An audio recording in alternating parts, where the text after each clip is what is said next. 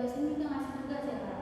Ya kayak gitu Kak. Kadang ada juga yang dosen satu nggak kasih tugas, tapi dosen kedua nih ngasih tugasnya banyak berat. Jadi kayak saya bingung mau kayak mana ngatur waktunya.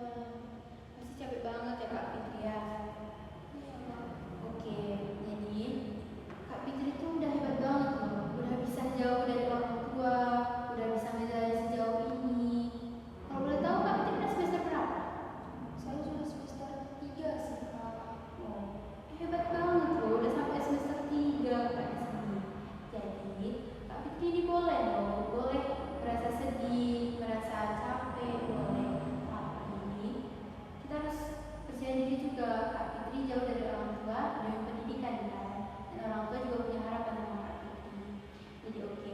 Jadi Kak Fitri sekarang merasa bingung karena rindu sama keluarga, terus tugas kuliah. Kalau boleh tahu, ada nggak salah satu yang buat Kak Fitri paling semangat nih kuliah? Saya semangat tuh Kak karena teman-teman saya. Teman-teman saya tuh baik banget. Kayak mereka tuh merangkul saya. Jadi alasan saya tetap waras di perantauan ini juga mereka. Jadi Kak Fitri, menurut saya Kak Fitri tuh udah bagus banget, udah bisa jalan sejauh ini, bisa bersosialisasi, dan punya teman-teman banyak kan, yang baik juga sama Kak Fitri. Ingat, kita juga harus perhatikan loh Kak, orang tua punya harapan, dan kita juga punya tugas untuk menjalani harapan orang tua kita. Ada banyak keringat yang harus kita ganti, keringat orang tua kita, banyak harapan juga dari orang tua. Kak Fitri boleh setiap hari pun ngerasa capek, tapi Kak Fitri juga punya semangat.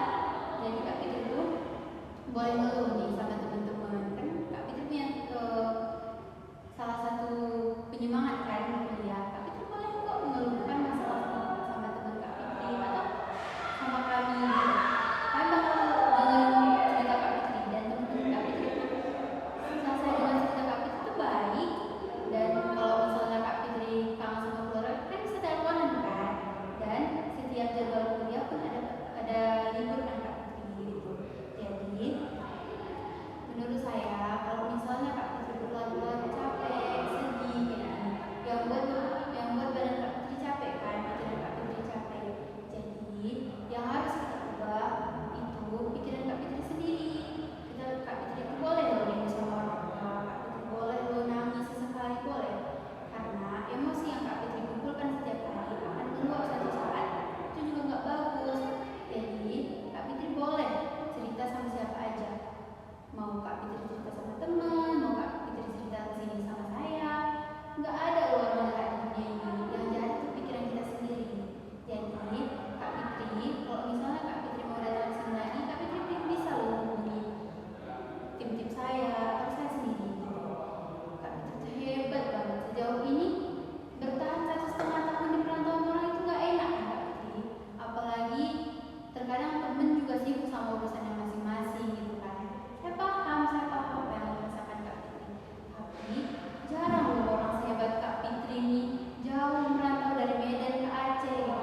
Jadi mungkin Kak Fitri itu cuma butuh didengarkan aja ya. Kak Fitri itu cuma pengen didengarkan betapa rindunya jauh sama keluarga gitu. Jadi menurut Kak Fitri nih sejauh kita cerita tadi, ada nggak yang masih mengganjal di hati Kak Fitri?